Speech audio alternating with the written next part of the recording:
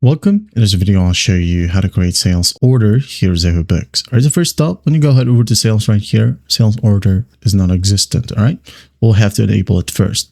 So first up, go to the top right, click on settings. Now under setup and configurations, you have a general, click on it.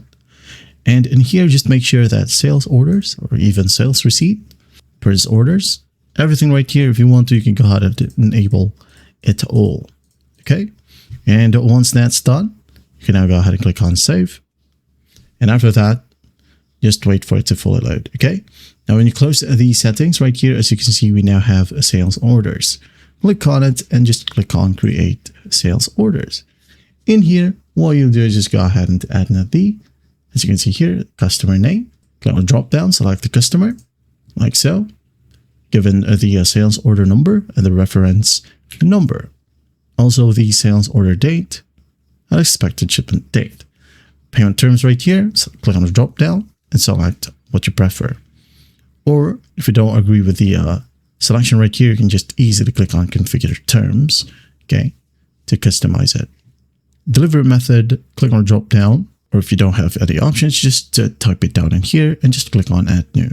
Okay, let's say I'm just going to go ahead and add in DHL, just for example.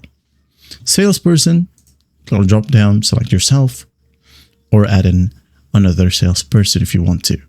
Now in here, just like when doing codes or invoices, you have the box right here. Just click on it and select your item. Okay, include the sales tax if you want to. Scroll down.